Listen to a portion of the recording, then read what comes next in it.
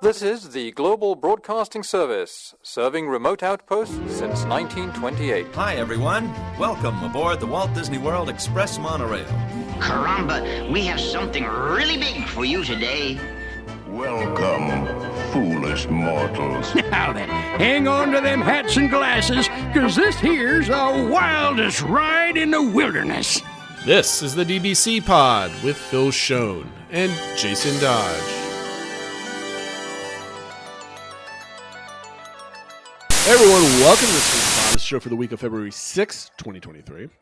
This week we're going to be discussing ways Disney can help reduce the cost of a Disney vacation.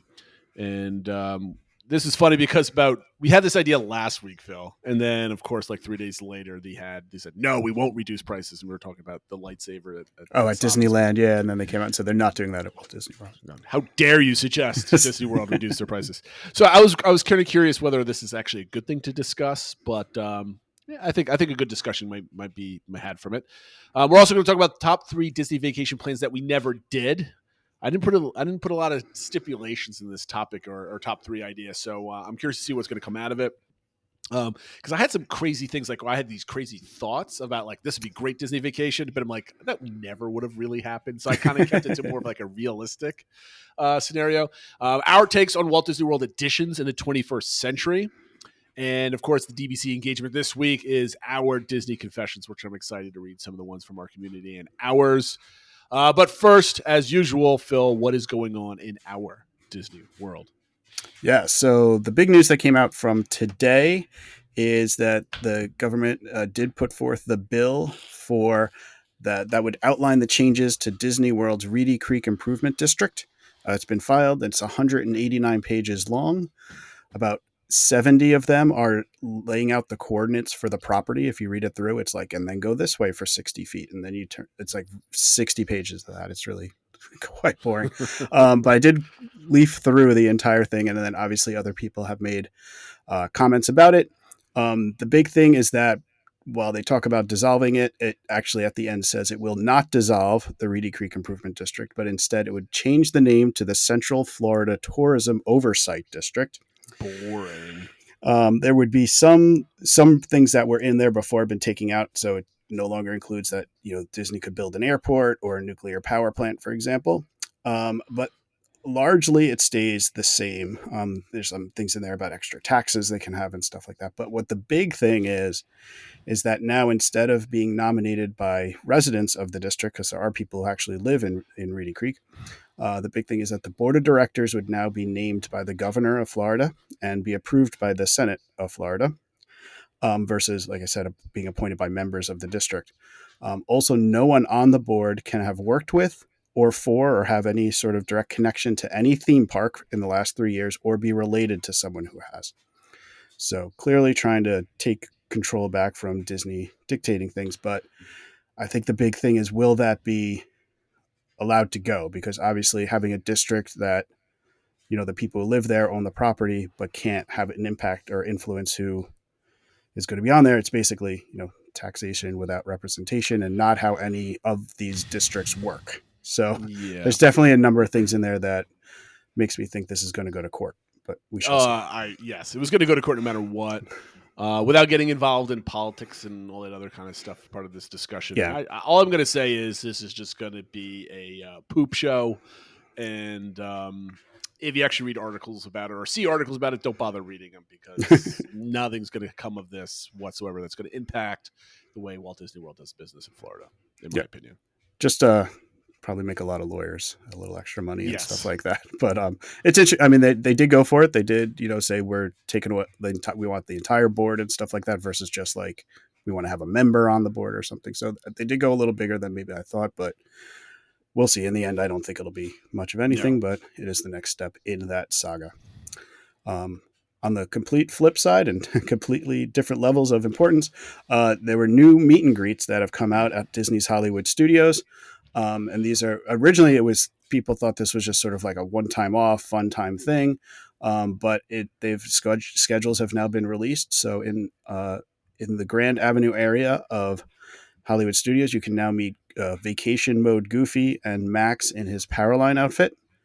And then also in Echo Lake, you can meet Mr. and Mrs. Incredible. So I think it's kind of people are pretty excited about this because it's fun things. It's an addition. I think we always get excited with any additions at Walt Disney World, and it's something kind of different characters. It's not just the same old, same old. So I put in here a question like, how excited are you about things this or things like this, and would something like this, because they've only put the hours out like through the month of February. Mm-hmm. So some people are inferring maybe like next month they'll switch out to different characters, and then April it'll be different characters. Would having sort of these special limited time characters impact how you would schedule your vacation? Like, would you allot for extra time at a park that had limited character meets? If I was a local, this would definitely get me super excited and want me pay attention to what characters are where and kind of go into a park that week or whenever. But as a out-of-stater or somebody that comes down every 2 years or so, no, it doesn't excite. I mean, I'm excited that they're doing more things because that implies that there's other things that they might do that might get me excited, right? So that's always positive in my mind. I love the idea of just characters being out. That makes that part that much better. When they had the Star Wars, was it what did they call it? The March of the First Order. First Order, right? That was really cool. That was very kinetic throughout the whole park. Mm-hmm. Star Wars characters, stormtroopers kind of just walking around throughout the day. That was always cool. Like in front of the Mickey Minnie's Runaway Railway and in Echo Lake, it's a big open area with not a lot there, right? It's where they used to do the Star Wars show. Right. So like there's not a lot there as far as it takes your eye, right? Mm-hmm. So it's not like it's in front of the castle where you're in front of the castle. That's why you're here type of thing. So adding more characters kind of wandering around, kind of doing stuff makes that a nice kinetic area to kind of like sit, relax. I know when at the far end in front of Mickey's and Minnie's where they have Chip and Dale kind of play games. They're kind of in the area. Our family sat there and watched them for like a good 5 or 10 minutes. When my wife and I went in by ourselves in July last year, we sat there and watched them still have a picnic, and we just kind of hung out and sat in the shade and kind of relaxed. So I think those are always excellent additions. It just makes the overall park experience better, I think. Yep.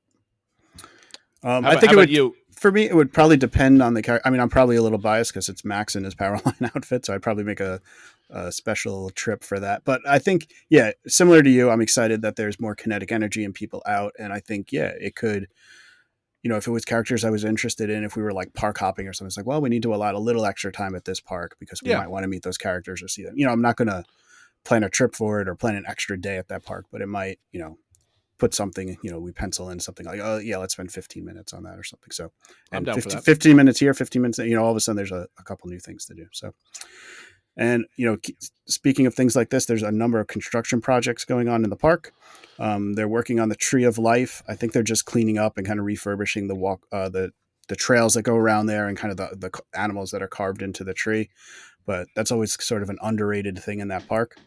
So it's nice to see that getting some attention. A lot of progress made to the Journey of Water with Moana. It's really coming along and looking much more complete as far as like a lot of greenery and stuff like that. Now, maybe I wasn't paying attention for a week or something, but it seemed like all of a sudden it went from like Bearstone and Te Fiti to like, oh, there's like canopies and greenery and shrubs. It did happen. It was like, there was like a little bit like, oh, they're painting this one area, blah, blah. And then the next thing you know, it was like, it looked almost complete or whatever. And they even have a part where like the walkway for this meets the rest of the park and stuff like that. Yep. So, they're aiming for fall and they're definitely making progress and it looks good. The only thing the more I see it and the more I see like on the map where this fits, I'm interested to see how it like kind of flows with the rest of that area because nothing else really. Maybe once they get the fountain in and things like that, this with the statue with Walt and I don't know, but it kind of feels like it doesn't fit with everything else around it. But I guess it could easily blend in with that area from the Living Pavilion and on that side, with the Land Pavilion and the Seas with Nemo, that side I think it definitely fits in. It's more coming from the Pavilion. You did call it the Living Pavilion. I was thinking Living with the Land in my head.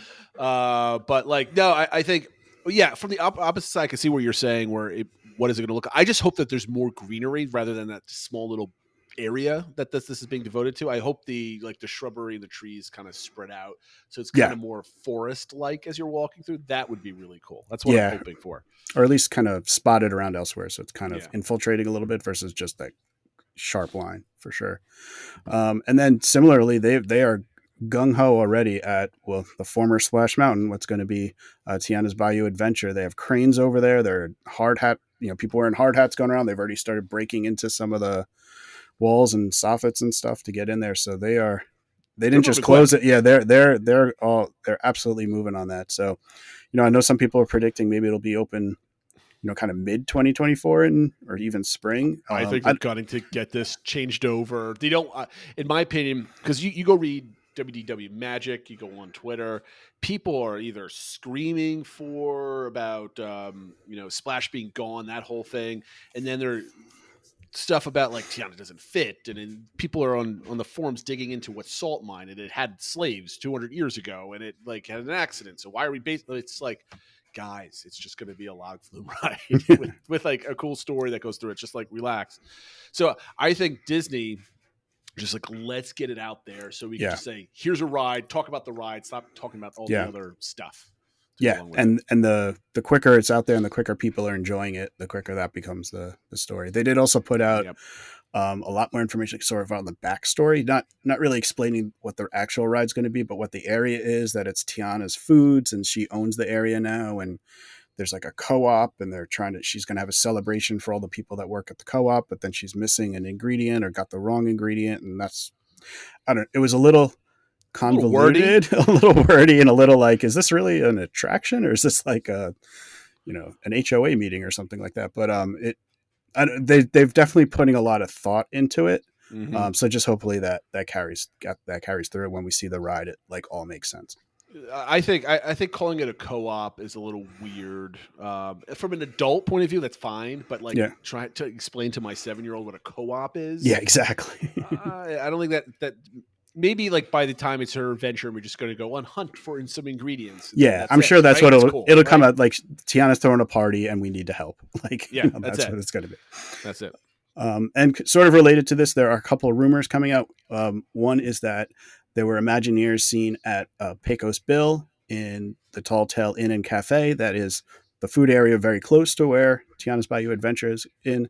So there's some speculation that they were doing that, measuring things and stuff like that, that it's going to be rethemed to something that fits more the New Orleans theme, which would be great. Reading the articles, I never, kind of shame on me for not thinking about it, but Pecos Bill is a little problematic as an IP as well. There's some of his stories were out shooting at Native Americans and stuff like that. So that's all of Frontierland, right? Right. So, the more you read about it, the more it's like, well, maybe they really do need to take away more of the names on things, and while they're at it, you might as well make it sell beignets and stuff like that. Well, I mean, my whole thing is, I think they're going to slowly replace Frontierland, because what's Frontierland at this point? It's a bunch of it's Country Bears Jamboree. The Splash Mountain's gone. Even though that never really fit into Frontierland anyway. Right. But you got Big Thunder. Obviously, it's a big attraction. And then a bunch of storefronts with the riverboat and whatever. I mean, you can always change that to something else, right? And that's not a big deal. But like Frontierland, it's all about killing Indians. It's like, that's basically all it was. It was crime, bars, and fighting Indians. I mean, in the 50s and the 60s, that was a big genre, right? I mean, they had, what's his name? Davy Crockett and all this other stuff. But just in this day and age, that's kind of frowned upon, especially with like all that type of stuff. So I wouldn't be surprised if their eventual goal is to just kind of, instead of saying we're replacing Frontierland and everybody like screaming and having, a conniption about it, I think they're just slowly going to expand and just, over the next 10 years, maybe it just kind of goes away. Finally, kind of fades away, sparkles away, or whatever. Yes. And also there were Imagineers seen at the Morocco Pavilion, again, filming things, using microphones and measuring things. The Daily Dish reported on this either last episode or a couple episodes ago. It feels like they're going to be, and everyone remember that this pavilion is one that Disney has fully taken over. It's the Kingdom of Morocco is not involved or owning it anymore. So there's a lot of speculation they're going to try to add either some sort of attraction or like an enhanced meet and greet or something. And, we're hearing Aladdin themed or something like that. So we'll see, anything more that's to do in World Showcase is always good. I think that's probably an underappreciated pavilion. So if it's something that kind of gets people to go into the back of the pavilion and maybe appreciate it a little more, would be good. But we'll see. It's nice to see more things going on and more activity. There's a reason why all these things are all grouped together, right? So none of these are major newsworthy, but together I think they form a story or an interesting observation that I have. Hopefully it's interesting. So after the last, 7 years of Tron being constructed and being slow, with Epcot being a construction pit and being slow with everything else like that, we're seeing now Tree of Life being brought up to snuff. You're seeing Space Mountain being brought up to snuff. You're seeing Tron being released. We're going to talk about that in a moment. You see Journey of Water apparently looking like it's being accelerated. I don't even know why we're talking about Journey of Water like this is amazing thing. It's just fountains and greenery. It's going to look pretty, but it's not a major addition to Epcot. We're seeing what we view as a speedy start to Tiana's Bayou Adventure, where instead of just meandering, the cranes were up the next day. Walls were up. It's like their tracks are all boarded up, so Imagineers can walk over them and kind of do things. They're starting to take things down. They're starting to do all this other type of stuff. You got Pecos Bill. You've got Morocco.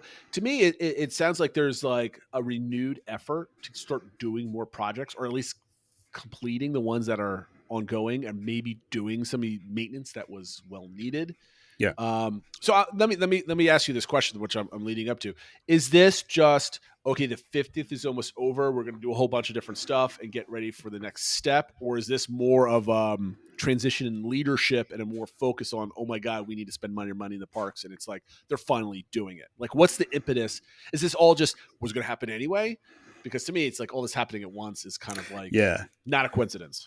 Yeah, I think that's the part that might not be a coincidence, in that it seems like it's a lot at once, and the fact of how quickly they seem to be moving with Tiana and even Journey to Water at this part, that maybe there's that we got to kind of get moving and get some more things done, and maybe they are finally feeling the pressure of how quickly that new theme park down the street is going up, and so they not necessarily, we're not going to hear an announcement of a fifth gate or anything like that, but that they maybe have a little fire under them to kind of like, all right, we got to put on a better impression. There were even the small reports, like there were things that how the Small World boats were dirty. Those got cleaned up. They're, obviously this is related to Tron opening, but they were, really cleaning up Space Mountain. And so, kind of the little things to kind of get the parks in their best look or whatever, to kind of, try to deliver a high quality product that people have known, rather than people pointing out all the changes or downsizing. I mean, we talked about this a couple of weeks ago with that $1 billion of more CapEx that they can spend this year or added to this year. Maybe we don't see anything specific, but maybe we actually see them actually spending money on bringing people in for labor to actually do all of these things. And I think that's what it is. I don't think it's like, oh, the 100th is coming, or, oh, the 50th was so busy we kind of pushed everything to the end of it. No, I mean, the 50th was just normal operation, right? There wasn't anything big with the 50th. So it's not like they're seeing increased crowds because of the 50th, and that's why they pushed everything back. I think it's too much negative word of mouth is going around for Disney. Too expensive, long lines, no value. And I think, the cherry on the top is basically everything is so slow. It's constructed like Tron, like a little bit of the bite of Tron's opening. It's like, this has been going on for 5 years and it's a 60-second roller coaster type of thing. Right. So they're like, there's a certain group of people that are excited about the ride, but they're also there's always a caveat to their statement. Right. So I think Disney's like, we can't have caveats, because it's going to happen with Epcot too. Yeah. And we're going to talk about that later. So to me, keep this in mind, everybody. When you start seeing these improvements, I think the timelines in a lot of these things are going to be accelerated. So I wouldn't be surprised to see everything come early with a lot of this stuff that we're seeing. Yeah. Yeah. And the last thing I'll say is it does also see like there's a more listening to guest feedback for like trying to figure out the things that do matter and bringing them back and returning the quality. A small thing I didn't put it in the news, but it was just announced that housekeeping's coming back to all the resorts. Clearly that's something they heard people complaining about. We heard about there's going to be changes to the reservation system, and they're going to try to make things a little easier and just increase the quality of the visit. Again, it's not going to be a fifth gate, but if everything is sort of a little bit better than the last time you went, you're going to leave saying like, oh, that was a positive experience compared to maybe the last time I went, which was down from prior years. And I'll say one more thing, because I listened to the Disney Dish today, and Jim Hill had made a comment about they're going back to the history of the parks being open only 5 days versus 7 days. That was one of their storylines. But there was a mention that prior to the ticket book system, you had to go buy a ticket for the ride, go to the ride, go back to the ticket booth, buy another ticket, go back, right? And the change to selling you a whole book is because people kept complaining. Some people were complaining that they were being quote unquote nickel. They're always reaching for their wallet because they always go buy more tickets and go have more fun. And Walt said, I do not want this. And they said, compare and contrast to today's Disney World. There's a vast difference. So I hope that we're now kind of coming down from the peak of greed and nickel and dime. Yeah, it just seemed like with the COVID, they kind of saw that opportunity to sort of take back everything they wanted to or see where they could. And now they're kind of going back and find somewhere in the middle where maybe you're not going to get everything, but the things that matter more to more people will be coming back. Also a point that we're going to talk about in our topic point later on. So that'll do it for the news. And now on to our takes, which I know, Jason, this was your suggestion on what are our overrated, properly rated, and underrated items that Walt Disney World has added in the 21st century. So the last 22 or so years. Yeah. So there's a lot you can do. There's a couple things I could have put in its place, but I try to think of something that's like had more impact, I think, in the parks, and a lot of it happened within the last 10 years. I want to say wasn't a lot that was added in the first 10 years because of 9/11, and then they built a bunch of different resorts. And you could say that maybe I think that's all taken for granted. I don't think it's over or underrated, but they added an immense amount of hotel capacity in the first part. And then I think the parks really expanded towards the second half of the last 20 years, I guess. So anyway, I'll go first on overrated. And I think Star Wars Galaxy's Edge is completely overrated. I think what the original plans for it was supposed to be something like the Star Cruiser with a lot of characters and everything else. But in my opinion, while it's absolutely amazing, the theming is top notch. Don't get me wrong. I think it just like that level of hype for the land itself is a bit much, I think. And I think it could have been so much more. There's not enough kinetic energy in that side of the park to really get me going. So I think it's super overrated. And I think we got a little bit of sense of that when the parks weren't like completely overrun during that first couple opening months pre-COVID. About remember Disneyland was expecting crowds and crowds of people, and the parks were empty. Yeah, so that was my overrated. And I wanted to say Epcot here, but the things haven't been constructed yet. So this is what I was alluding to before. I think what's going to happen is Epcot's going to be completely done. People are going to turn around and look at it and be like, this is what these walls were hiding for however many years. Like, people are going to be like, all right. And it's just like, we lost so much from what they were planning on doing that it's going to be whatever Disney's going to do to promote it is going to be way overhyped and way overrated for a bunch of stores and walking. Disney definitely does that with like everything new is they overhype. I remember even like Toy Story Land, based on the commercials, you would have thought this was like a fifth gate. You have to come down to see it. And then you're like, oh, it's got like a roller coaster and a couple things exactly. So my overrated, and I think it could be kind of argued for any spot, but I wanted to get it on here. And ultimately I put it as overrated is New Fantasyland, which opened in 2012. Part of it is just for what we sort of lost. That's where 20,000 Leagues Under the Sea was. That's where the Mickey and Minnie's houses and stuff like that were. They moved Dumbo from like that iconic spot by the castle, and the circus isn't so great. So I don't know. I think it's some nice meet and greets. Be Our Guest is a nice restaurant. You have an okay dark ride, and Mine Train's good, but I don't know, for all the hype and how long that took to build and like how they were pumping that out at D23 and stuff like that. It's a nice addition, but I don't think it's anything. It could have been so much more. Exactly. That's the problem. I almost put this in the overrated category, but I wanted to be more recent. But you're right. Like I always thought, like, you know, you're walking through New Fantasyland, and you're walking behind Mine Train by Mermaid, and you're looking around, and like there should have been more back there. Yeah. Right. It should have been deeper rather than just like one more attraction deeper type of thing. And the circus falls flat with everybody. And I'm just repeating what you said. Yeah. I mean, especially when you see like what they're building in, you know, some of the international parks now with Frozen and Frozen lands and like all that stuff at Tokyo. Like, okay, that's what New Fantasyland should have been. Yeah. Like, yeah. Well, I mean, like this, hate it or not, Zootopia, I saw some shots of it building. It looks awesome. Yeah.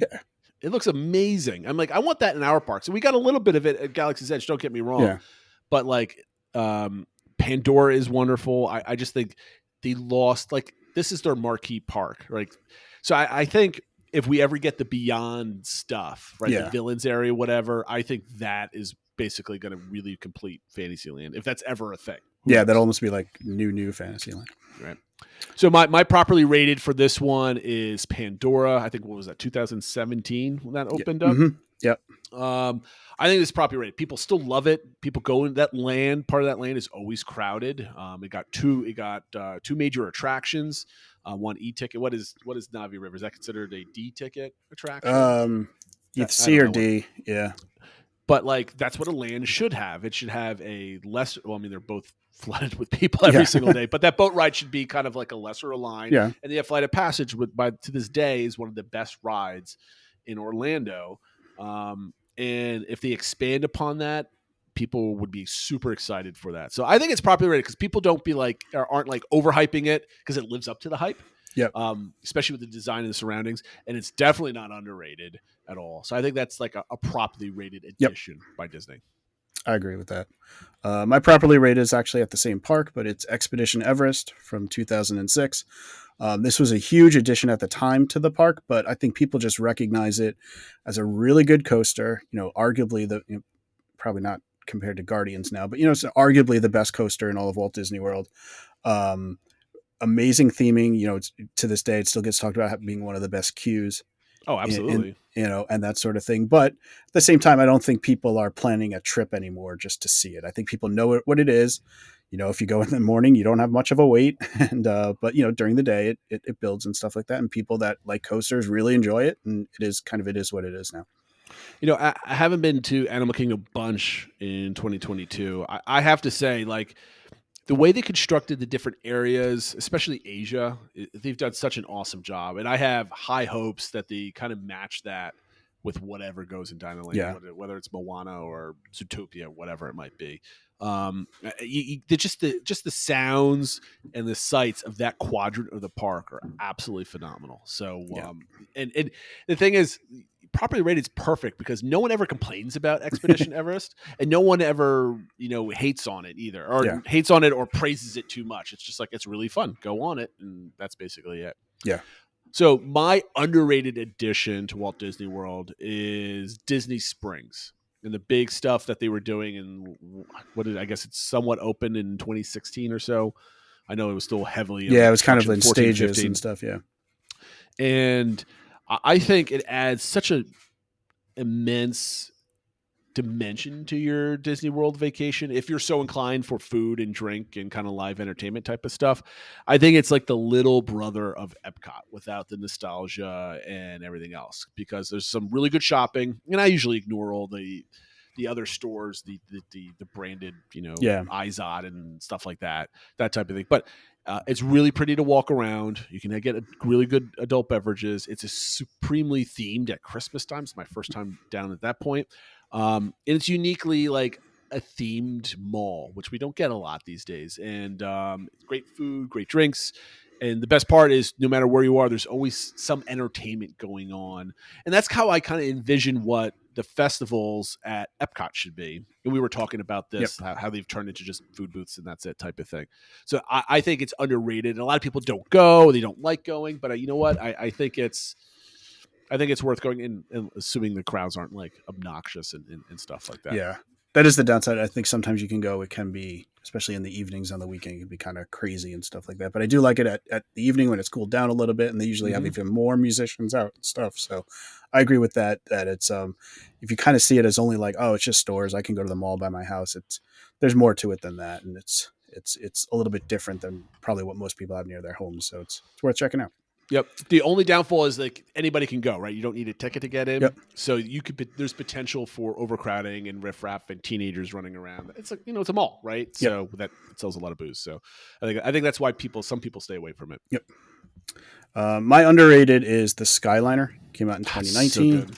So Obviously I like it as a mode of transportation. I think it was the Touring Plans just had a question on Twitter, like, what's your favorite moderate? I was just going to bring that up. I put Caribbean Beach because the Skyliner, I think, puts it over, over the top. But even like if you're not on the Skyliner, if you're not using it, just seeing it like going overhead, like when you drive around property, cool. and it like adds so much kinetic energy and just something unique that like not every place has. So I think it's a little underrated for the addition it was. We don't have to listen to me wax poetic about the Skyliner after how many trip reports, but Caribbean Beach is my favorite resort over deluxes just because of being able to hop on the Skyliner and go to Epcot, hop on the Skyliner, and go over to Hollywood Studios. It's absolutely phenomenal. It makes that resort that much better. And anybody that's complaining about how the rooms are not as good, who cares? You can walk and jump into your own secluded little pod and fly to a park, which is absolutely phenomenal. So that's our takes. Let us know your takes. What do you think is overrated or underrated that additions that have been made to Walt Disney World in the last 20 plus years? Let us know on our social media accounts, Twitter, Instagram, Facebook, and YouTube. We are all at the DBC Pod, or join us on our Discord server. And speaking of Discord, we did have a new member. Want to welcome Sean in New Jersey, who was jumping right in and posting and commenting on YouTube and stuff like that. So it was nice to see. Yeah, he's actually my neighbor from New Jersey. He's a really awesome guy. He was kind enough to. Apparently, he sent me a text message this morning, and he watched all 7 of my home videos, which I'm like, wow, that's a solid like 2.5 hours worth of content. So he enjoyed him, and I appreciate the kind words. So if you see him in Discord, tell him, say hello, and welcome to the community. So, Jason, you did this topic, so I'm going to let you take the lead with this one. All right. All right. So, we were talking about this last week, right? Or was it? No, probably 2 weeks ago. Was it? I can't remember when we talked about it. But we mentioned in the story where Disneyland announced that Savi's lightsabers went from like $250 to like $220, I think. Or $220 or something. Like they reduced it by like $30, even though it was originally $200. So they raised it by $50 and then dropped it by $30. So there's still a net gain there. The Kohl's technique. Yes, exactly. So they reduced the prices on that. So that led me to think, like, what is Disney World going to do? Because, I mean, we were still on the cusp of, like, them changing things. Maybe they're going to be more friendly. So that led me to the problem. Like, what could Disney World do? So the topic today is outside tickets and hotels. What could Disney cut costs on to make trips easier on the pocket or make it more digestible to your budget? Obviously, the big like hotels. I don't expect them to discounts. We talked about discounts. They're not very big. Even a 25% discount in the hotel is fine. Whatever. The tickets are the major issue for me when it comes to cost. Tickets are definitely the biggest cost. I think with the hotels, it's just they're always going to be more than staying offsite, and as the perks kind of go down, the discounts at least kind of bring it closer to an offsite price where you're like, all right, I could justify paying $300 instead of $150 off property now, versus $400 or something like that. I mean, I don't mind spending an extra $500-$600 on hotel costs if it gets to be on property. I think the value there is roughly that. But the tickets are the big one. But tickets are the easiest one, and I don't see Disney discounting tickets right off the bat like that. So, what are some of the other costs that you wince at the park? So let's find out what are some things that after you pay for them, you're like, ooh, I don't want to pay that. Like, so, and from the, I have categories here: experiences, food and dining, packages or dining in general, and then souvenirs. Yeah. So once we go through this, what's pricey? Is there a way to, we'll say basically, can we really reduce the cost? Would this make you more happy to buy it or actually pull the trigger and do the experience? So for me, like experiences, are things like Savi's, right? I had it planned, but my last trip, but as I was thinking about $250 for that lightsaber, nope, I canceled it. So it was way too much money. So if it was maybe $100 or $150, it would definitely make me want to go. Now I don't think they're going less than 200. Yeah. But I've seen the experience on YouTube. My sister and brother-in-law have done it many different occasions.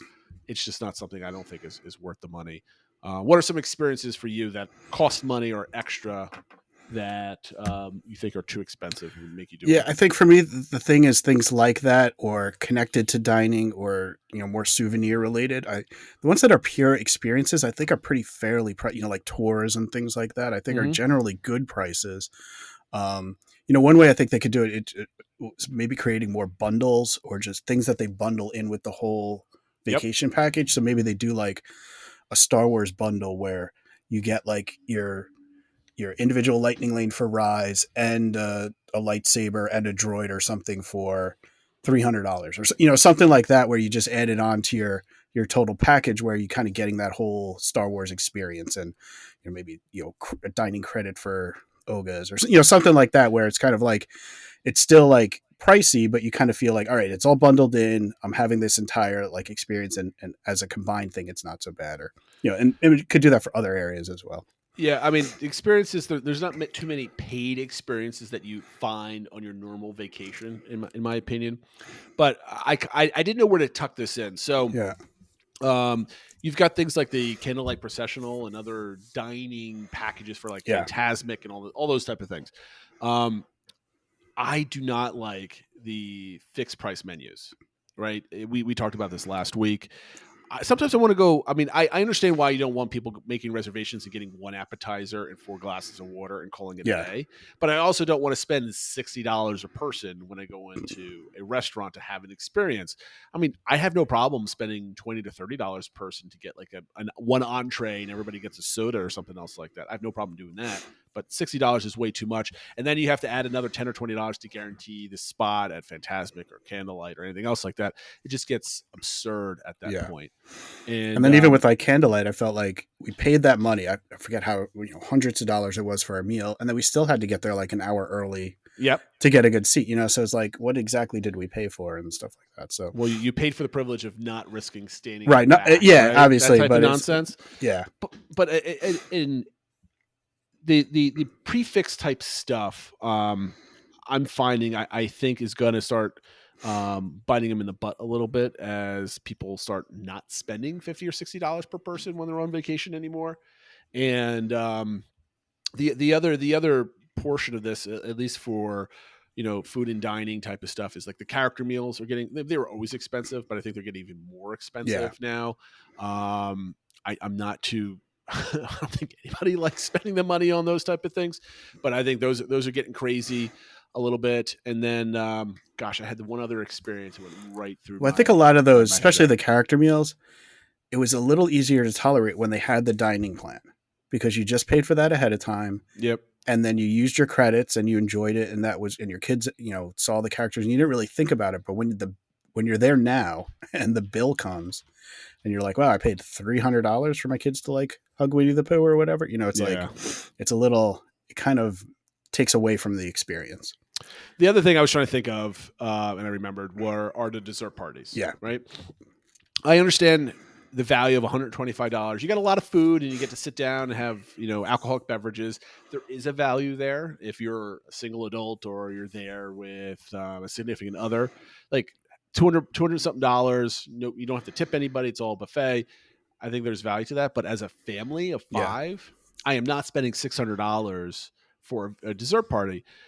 I would love for there to be family-sized packages, right? So give me a dessert party, but charge me $300 for my family, up to a family of 6. Let's say it's $300. So I get like a savings on all 6 people. But unfortunately, there's so many people that pay for these things, so they have no problem selling out, and we'll probably never see that. But like things like that were, if, we have a phobia of crowds or we don't like all the other stuff, I wouldn't mind spending some money to have a different viewing area at Magic Kingdom. I'm willing to spend money. I'm not willing to spend 5 times $150 or 5 times $110, $20. So those type of things kind of turn me off a little bit when I'm there with my family. The other category bundle of things was souvenirs type of stuff. I think the souvenirs are generally well priced for Disney World merch on property. Yeah, I don't know. I feel like they're getting. I mean, I guess everything's just getting expensive, so it's Yes. not just Disney.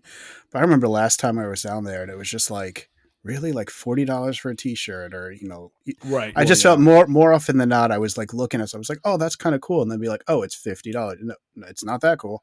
Like even Yep. some of the 100th anniversary stuff that came out, there was this like desk lamp that looks like the old water tower, and I'm like, oh, that's pretty cool. It's $99. I'm like, I don't know if it's like for something that just kind of would look cool on my desk. I don't know if I'm spending. and it's probably like $100. plastic and stuff like that Yeah. too. So I don't know. Well, you got a good point with like clothing and stuff like that. My daughter really wanted one of those like little tiny mini backpacks that you wear. Yeah, that the everybody lounge fly covers. ones. Yeah. And she had a gift card for Christmas, and we were willing to like double it for her and buy her something. But she kept looking like, okay, she had like $50, and she kept looking, and it was like $100, $120. It was like $90, and it's just like, yeah, we will give you the extra money towards that, but like she was like, I'm not spending that much money on a backpack. I mean, Yeah. those things. I mean, I know designer stuff, whatever, Yeah. but there's no other options for like that are like $40 for a really cool Yeah. backpack type of thing, or t-shirts. I would love to buy t-shirts every time that I go. I'm not spending $40 on a t-shirt that is going to get ruined within a year of having it or 6 Yeah. months. Because I wear t-shirts, right? And they get washed a bunch of times and they start fading and stuff like that because they're the same quality as the shirt that you buy from Target or something Yeah. else like that. They're not like they're extremely really well made t-shirts that you're buying for $60. So yeah, you definitely have a point on that.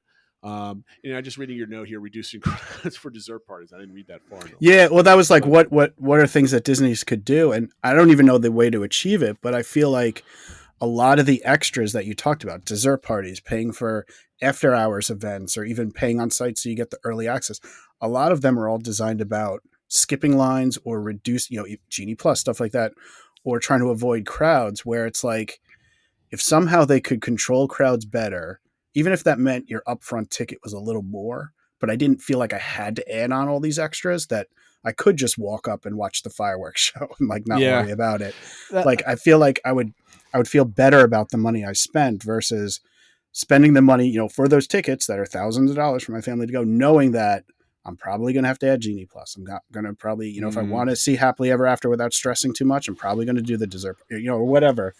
You just know that all those extras are going to be there. Whereas if there weren't the crowds, I wouldn't be so stressed about knowing I have to buy the extra, quote unquote, have to. That's actually a really good point, and I didn't think of it that way.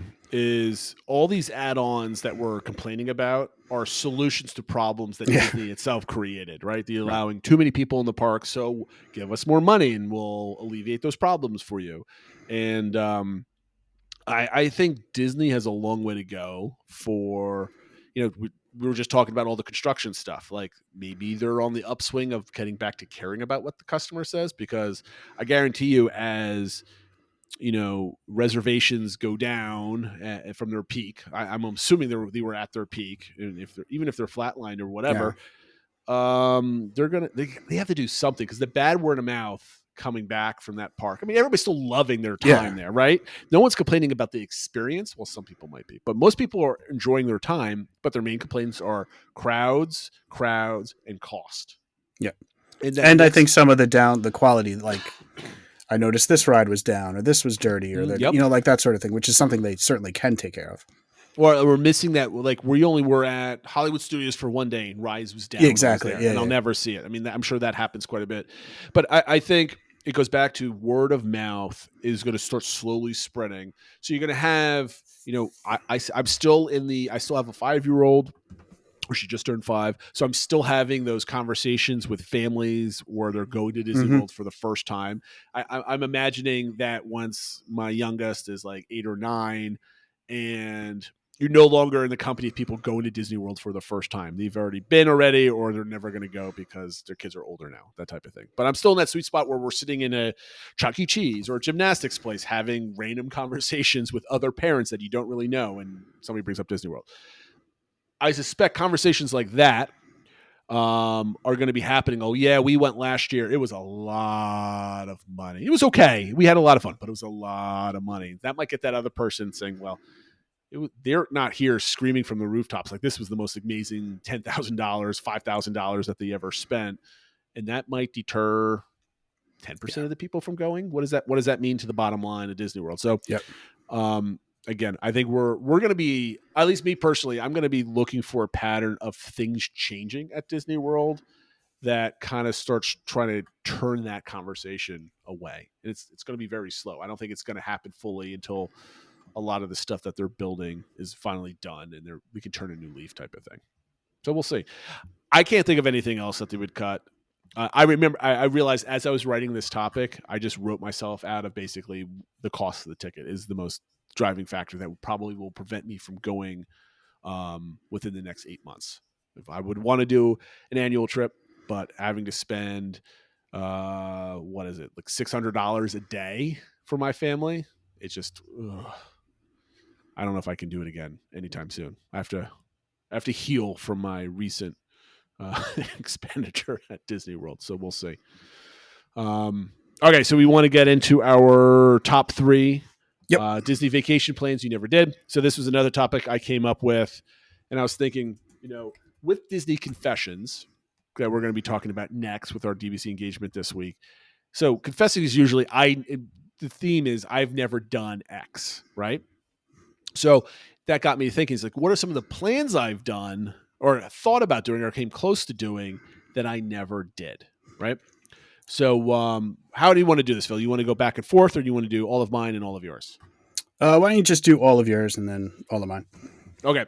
So back after my first adult trip in 2015, we tried to book another trip a year later, and we almost stayed at the Fort Wilderness Cabins. We ended up buying another house, which kind of prevented us from going to Disney World.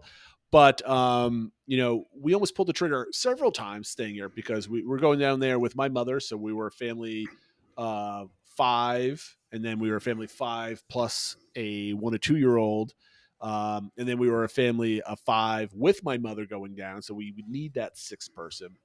And we almost stayed at Fort Wilderness Cabins several times. And I really love the aesthetic of that place. We go to RV parks all the time during the summer for just normal camping. And we go to basically what this is. It's a cabin amongst other RVs. We have a really great time.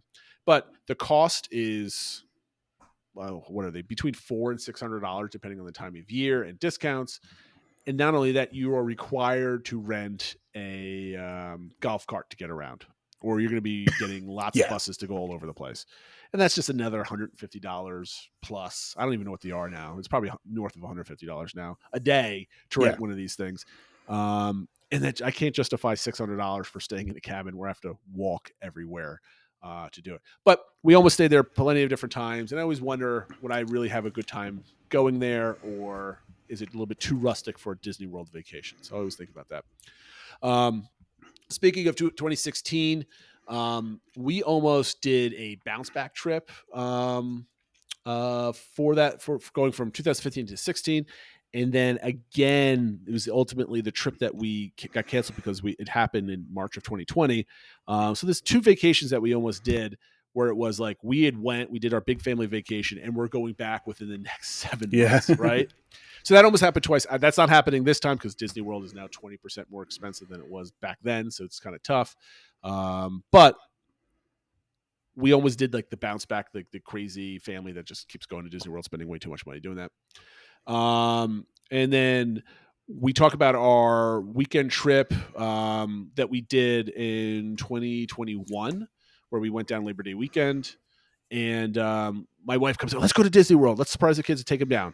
And as we're kind of pricing things out, okay, we're just going to do a long weekend. And then if we're like a glorious, 4 or 5 days, it was like a 7-day trip that we were planning. It was like a normal vacation where it was supposed to be like spur of the moment thing. And I'm looking up different, pricing and all this other type of stuff. But ultimately we just did like a 2-day park type of thing up and down. It was a lot of fun. But those are 3 different vacations that kind of almost happened. One didn't happen because we bought a house. Another one happened because of COVID, and we're not going to get into that. But those are the kind of things that I'm like, Uber Disney fans kind of think about. It's like the places that they're staying, almost Yeah. stayed, and like how often you were going. I know we got to pull that back. So what are some of your Disney vacation plans that you never did?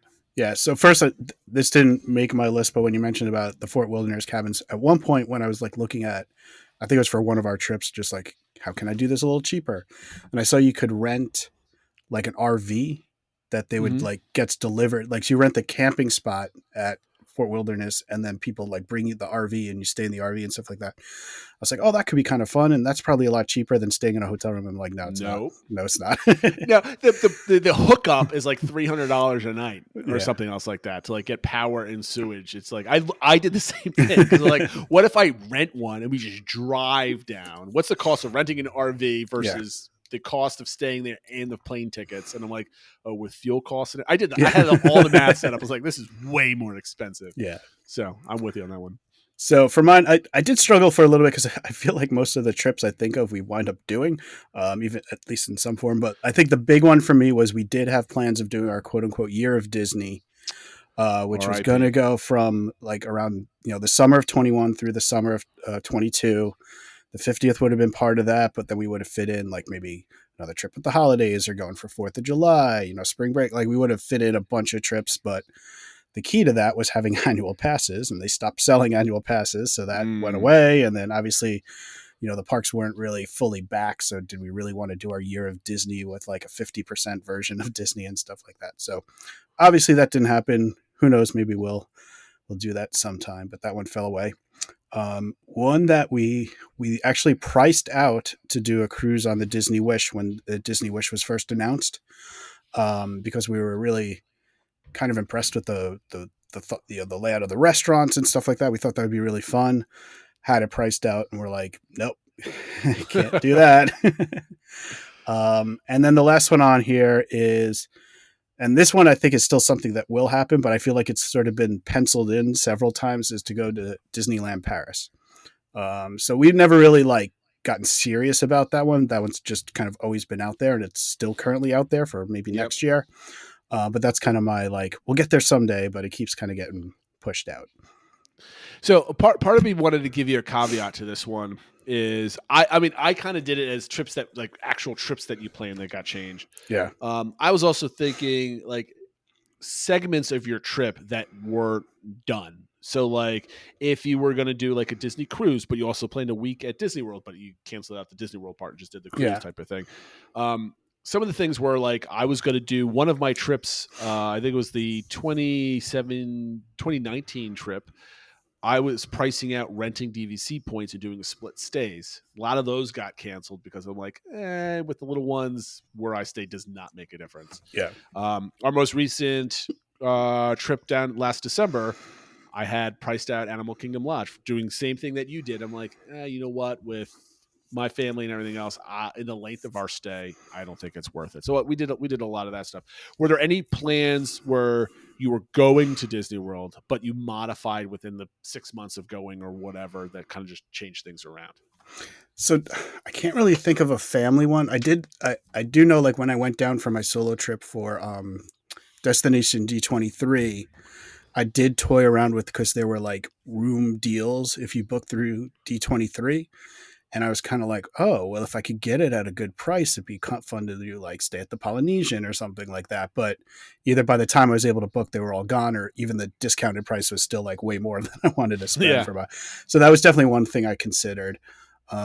Otherwise, I can't really think of one. I think usually I wind up pulling the trigger. Yeah. or you're just not thinking as outlandish as I am with like, I'm going to stay at the Poly with my family of 5. No, I'm not. I get ahead of my skis a little bit.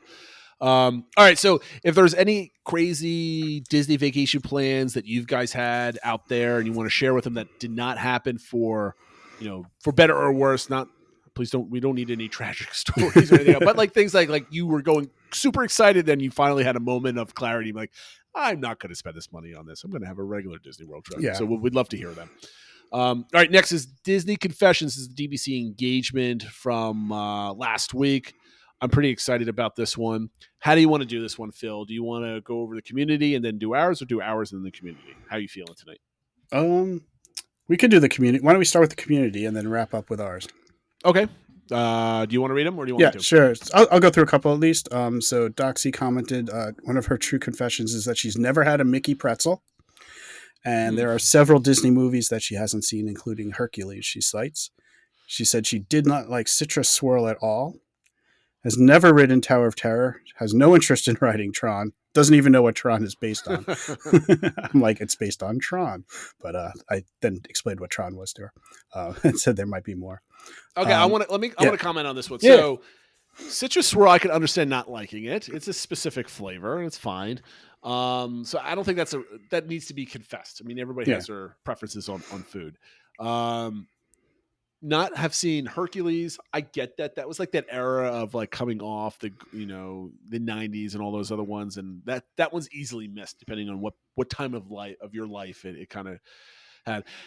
Never having a Mickey pretzel, like as much as we all go to Disney World, I feel like she's trying not avoiding Mickey pretzels on purpose at this point, right? Like that's a strange one right at this point. Like you could just go get a pretzel. I mean, I guess if you don't like pretzels, that's fine. But like, yeah, I think you're trying not to have one at this point, just so you can say it. I don't know. Yeah, I think there's definitely like a lot of those foods that are sort of like, whether it's the Mickey pretzel or the Mickey bar, or more than the Citrus Swirl, the Dole Whip or whatever that people always go on about, that if you're like, I've never had any of those, it's kind of like, are you just trying to avoid it? Or is it just purpose. Or do you not like it? Yeah, exactly.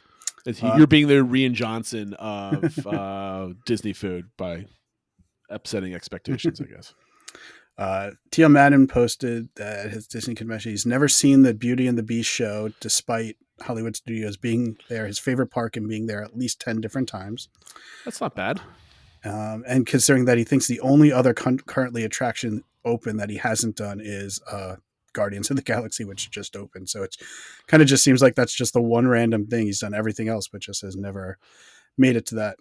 I mean, it's a commitment, right? Like you're either walking down there to go Tower Rock and Roller Coaster for the most part. Do you really want to go? And that show's like a good 20 minutes plus. Yeah. It's a decent sized show. And it's not. And if you go in the summer often, it's pretty hot out in the stands there and stuff. So yeah. I can kind of understand it. It's just kind of funny where he's probably like, how have I not seen it? Like, I'm here all the time. Like, how is it just not happening? You're going to have to like go and do it. And just like, when you walk out, you're like, there's a reason why I never did this before. Not to hate on the cast members that put on the show, but there's other things to do with that park that you have to get to. Yeah. I think. Mama Six posted that they've never been to a Walt Disney World water park. Me neither.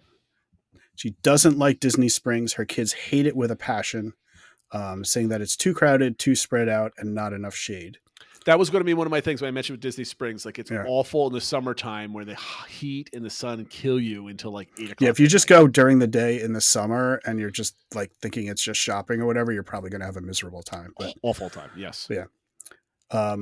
She never entered the Morocco Pavilion, which is kind of a shame. I think it's just nice beautiful to want there. But hopefully, maybe whatever they're building there will get them into the pavilion. Only seen Moana once and fell asleep halfway through the movie. That's a crime. It's the best soundtrack of any Disney movie in the last 20 years. Yeah, you'd think that watch again. Music at least would keep you awake. What are you do? Jean posted that she doesn't go to Disney Springs anymore, has never played mini golf, hasn't been to a water park since 2013. When she forgot her cell phone was in her pocket and went on the water thing. Whoops. They haven't taken a minivan. And they always take a break for nap after lunch. So their confession is, some people power through, but they say they always take a break. I mean, I don't think that's a bad thing. I don't think that's confession worthy because it feels like half the people go throughout the day, half the people do whatever they want. I think that's a perfectly valid thing that you do not have to confess. It's not a crime to want to take a nap after lunch. Yep. And we'll end with Miss Gina, who said her main confession is that she did not like California Grill like at all. And then she posted this whole big story about how she came up with an entire fireworks show that should have been what they did for the 50th, that kind of would have taken elements from each of the 4 parks and celebrated the 4 parks by using IP to each of the 4 parks and music and stuff like that. And she did a great job laying it around, and everyone's like, that's what they should have done. Yes. I mean, this should have been for, what was it, last week's show that we invented our nighttime? Yeah, I know. We could have just read her thing. Yeah, we've been done. That's it. So, Jason, what about you? What are some of your confessions? Okay, so, one of my confessions is, like, I'm a late comer to my Disney fandom, right? I've said this before. I went to the Disney parks as a kid, loved all the Disney movies in the 90s, but I wasn't an obsessive Disney person. My parents didn't take us to Disney as often were to be like, this is our family vacation. I don't have any of those fond memories, that type of thing. So the first time I've really been to the parks and admired them was in 2015. And my major confession is I've never been to Epcot up until 2019. 2019 was the first time I've ever entered Epcot because I've never had the chance any other time to go. So I've been enjoying an Epcot enjoyer for only 4 years now. So that's my one big confession. I've got plenty of other ones, but they're all kind of silly. Like I had my first churro like a year ago. I mean, like I don't think that surprises anybody. Or no, I don't think that's confession worthy, I suppose. What was the one other one that I've had, and I can't remember it right now. And I should have written these out. I wanted to surprise you with one other big one, and I don't have it. Let me think about it because I lost track of it. What is one of your Disney confessions? Yeah, so my Disney confessions, I feel like are things that a lot of people are like, it's their big thing, or things that they always do, and I just either haven't done or don't care for. So one is that I haven't been to either of the holiday parties. For my solo trip, I did do that Christmas after hours, but other than that, my family has never been to the regular Mickey's Not So Scary or the Very Merry Christmas Party. We've had opportunity, especially for the Halloween one. I've brought it up with my family and nobody wanted to go. So I don't know. And now as they get more and more expensive, it's probably not likely to happen. Never going to happen until your kids get jobs and they can save up to buy their own ticket. Yeah. Right? Or one of them gets a job at Disney and gets discounted tickets or something. There you go. Just some dining things that I feel like some people rave about. I didn't really care for Via Napoli. That was definitely one of those where the bill came and I was like, oh, really? Okay. It was that much. And I thought Beaches and Cream was only meh. I don't know if you've listened to Matt Pato's podcast, latest one, but they were going through their favorite restaurants. And I think it was for Mike. This was his number one place in all of Walt Disney World. And I went there and I was like, all right, it's ice cream and burgers. I have it on pause right before he gives off his impression. I listened to all the other ones. I'm about halfway through that episode so far. I remember a couple of my other ones. I saw Wishes back in 2015. It's very not very memorable for me. It was like an okay fireworks show, and I don't get why people were pining for it, type of thing. And I've rewatched it as I've developed more and more in my Disney fandom, and I don't get the passion and love for it. So sorry for Wishes fans out there, because I know I hear like some of the people are like, oh, should bring back Wishes. You should do this. I'm like, I don't understand what you're bringing back. So I mean, I definitely get why a lot of people are like, you want to bring some things back, and they're not understanding why a lot of people like new stuff, because everything is tied to nostalgia, and I just don't have that long of nostalgia legs for a lot of the things that are 20, 30 years old or have been there in 20, 30 years. Another Disney confession that I have is I have zero interest at staying at any of the monorail resorts. I think they're overhyped. I think they're overpriced.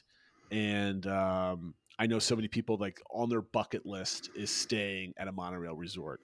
And to me, of waking up in the resorts are beautiful, but price is a major thing to do with it. Yeah. But I'm also kind of turned off by like waking up and getting ready for the parks and cramming myself into a monorail to get over there. Like, to me, that seems very like I'm on like I'm commuting to Disney World, right? I love riding the monorail at certain points of the day and just kind of visiting and hopping off. I love the experience of hopping from resort to resort, because I love being there.